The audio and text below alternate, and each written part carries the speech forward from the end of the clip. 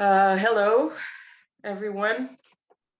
Thank you for joining us here at IFCU for another webinar in our Foresight series. As you know, my subject today is going to be adult education and how adult education as a market is increasingly being viewed by, let's say, key stakeholders in the higher education sector today as a significant potential market in years to come.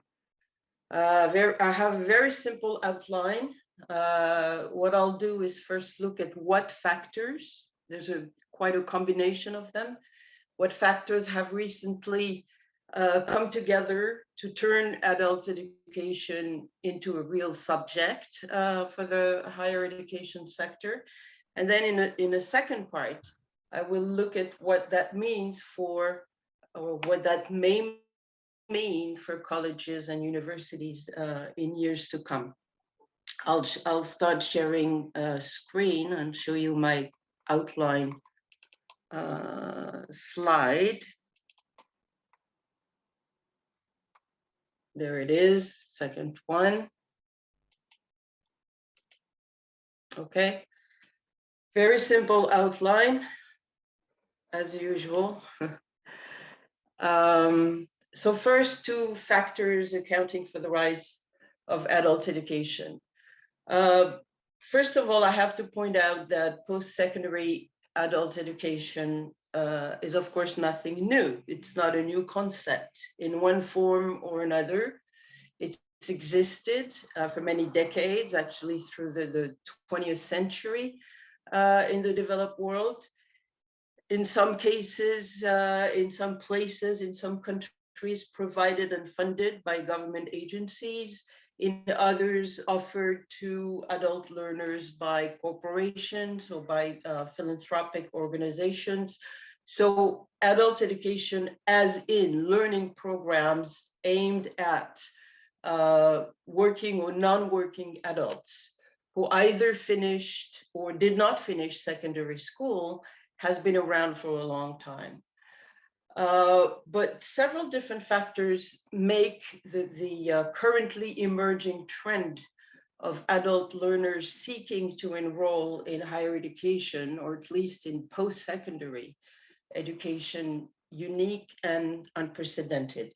First of all, historically, adult education programs have been by and large designed to answer the needs of adults who did not finish high school, have insufficient secondary schooling, etc. And these programs have most often focused on elementary skills, mainly literacy and numeracy. The overall goal has been to improve the learner's level of general education rather than to impart specific work-oriented skills, though of course professional and vocational training has been around for centuries to address the latter, to address the provision of professional and vocational training. In contrast, the trend that we're witnessing now massively involves adults who did complete secondary education in one form or another, and often even had some college education, but did not complete a degree program and did not graduate. This trend also involves educational programs that are very much skill-focused, a point I'll develop in a minute. So that's one big difference in factors making this emerging trend toward adult education in the higher education sector unprecedented. The second reason why this current trend is unique is evidently the upheaval that the rise of digital technology has brought about in the higher education sector. And here I'm alluding, of course, in particular to the emergence of online education. Though it must be pointed out that just as the rise of MOOCs and other online offerings from the early 2010s, let's say, did not upset traditional higher education to the extent that forecasters predicted, it did not either at first create a boost in adult education. The boost in adult education is actually more recent than that. Rather, it was the combination of, yes, the growing availability of online learning and several other factors that developed more recently that turn online learning into a vehicle for adult education. One of these factors was the economic and financial crisis of 2008, which turned significant cohorts away from the prospect of investing money and time in traditional higher education programs. That is essentially true, primarily true in the United States, combined with, in the following decade, the rise of piecemeal online course offerings, untied to a degree what has been called the unbundling of higher education.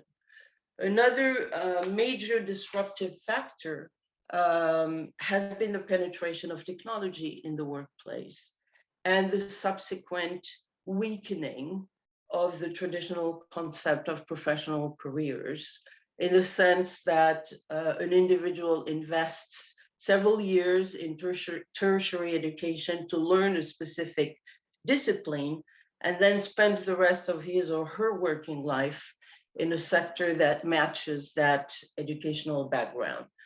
Dominant trends in the labor market now put the emphasis on mobility from one job to the next, and therefore on transferable skills that must be upgraded periodically, or on the regular acquisition of entirely new skills.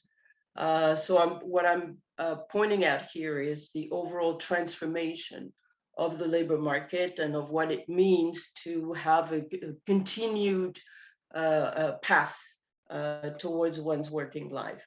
And finally, of course, the onset of COVID-19, of the COVID-19 pandemic, left many population segments with time on their hands for online learning, upskilling, reskilling, and something we have been witnessing only over the past year, in other words, in the second phase of the pandemic through the developed world, a sort of rethink of what work means, what needs work should accommodate.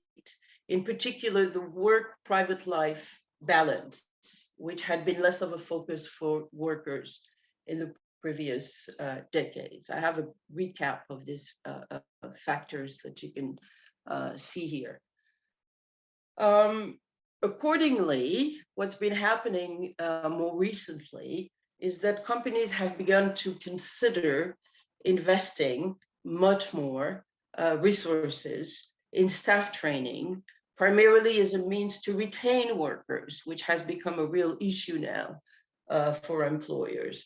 During the pandemic, major providers of adult online learning, such as Coursera, for example, have seen a huge boost in contracts with corporate customers, which have become their fastest growing business. Coursera, for example, reported a 38% revenue growth in the second quarter of 2021 alone. And those that bypass partnerships with universities seem to have prospered the most, which is, of course, a prospect that should worry universities. Demand has indeed been surging for micro-credentials awarded by companies rather than universities, awarded by companies, by industry, by associations, and other non-institutional providers, showing a combined global 75% increase over 2021, which is quite staggering.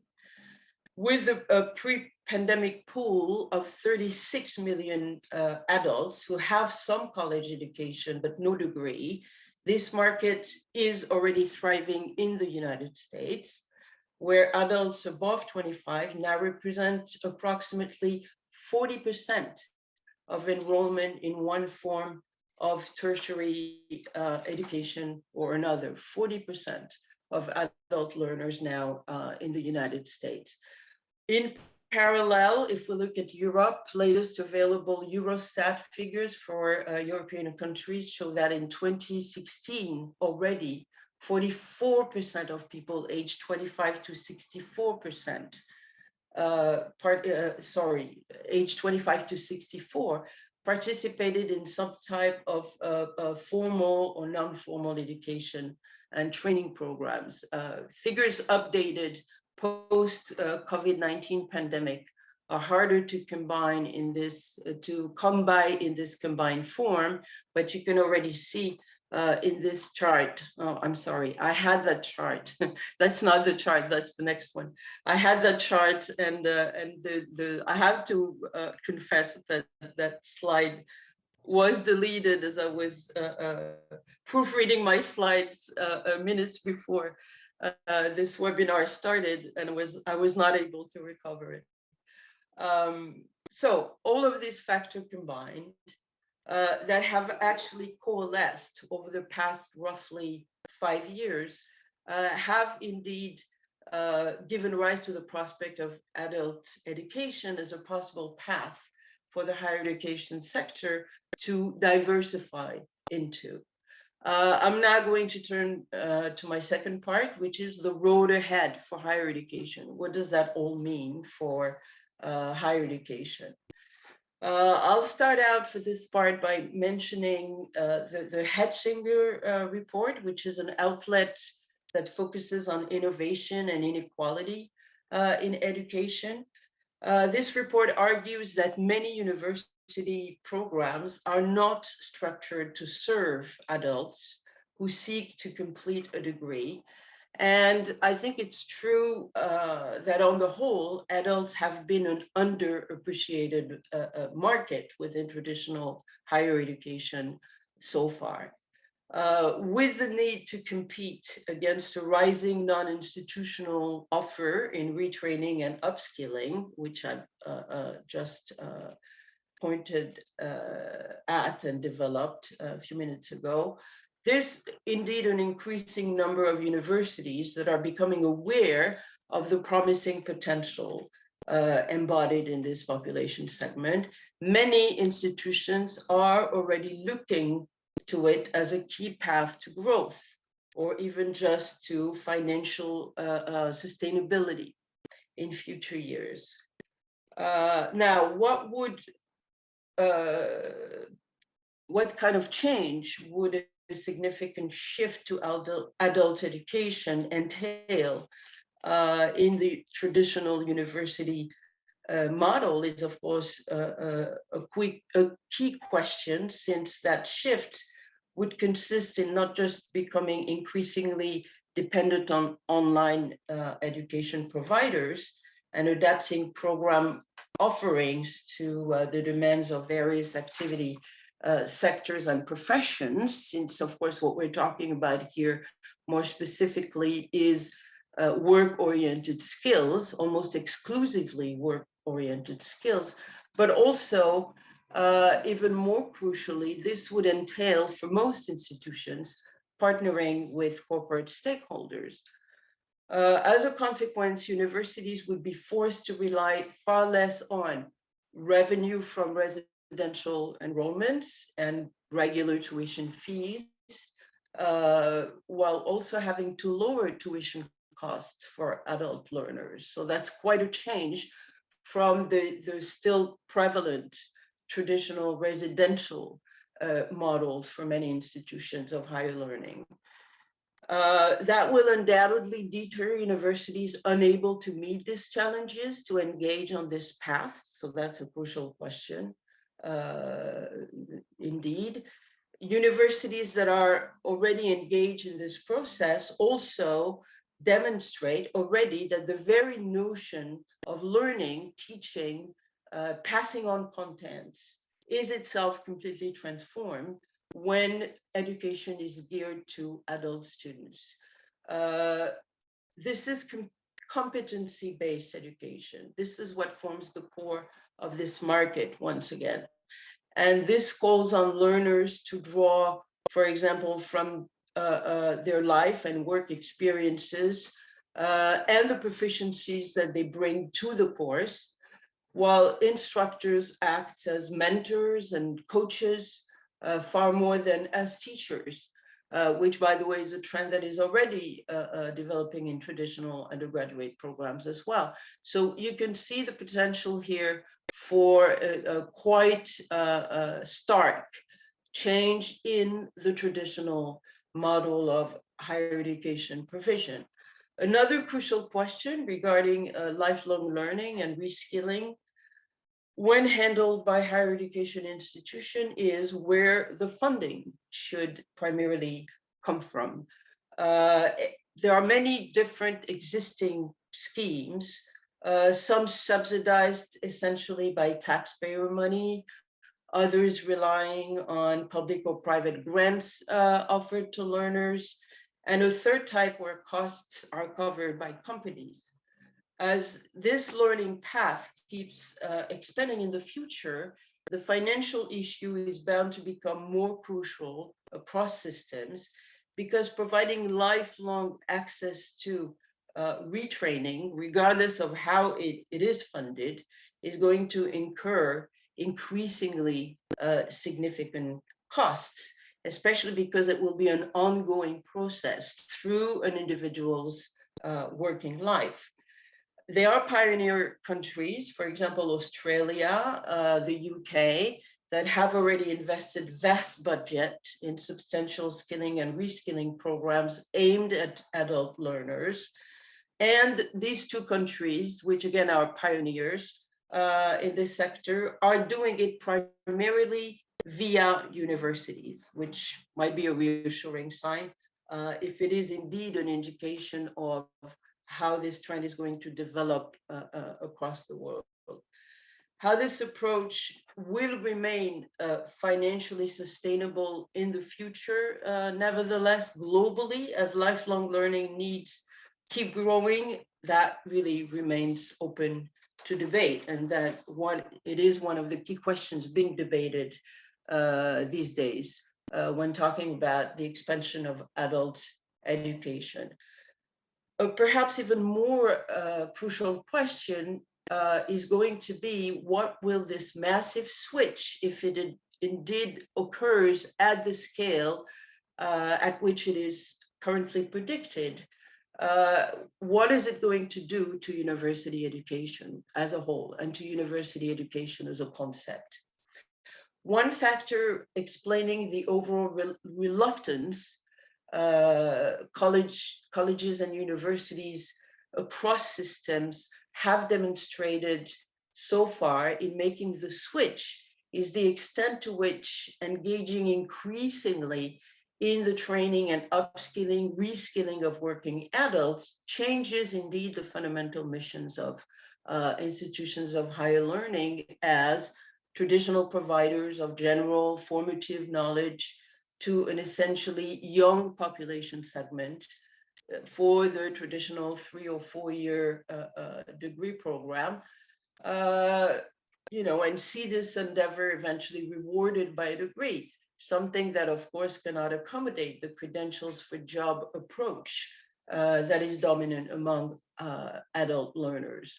An added concern, not specific to adult education, but extending to the surge of remote learning, has been the prospect of building an educational model that never offers the opportunity of in-person interactions between instructors and co-learners in a physical space dedicated for this purpose. This is an increasing issue in, let's say, still traditional education, higher education in the sense of undergraduate programs, but it will be presumably 99% the case as adult education programs develop. They are going to be fully or almost fully online. The current state of adult learning varies greatly across the globe. The chart that I have here is an overview of the variety of lifelong learning policy across 72 countries that's made available by the World Bank.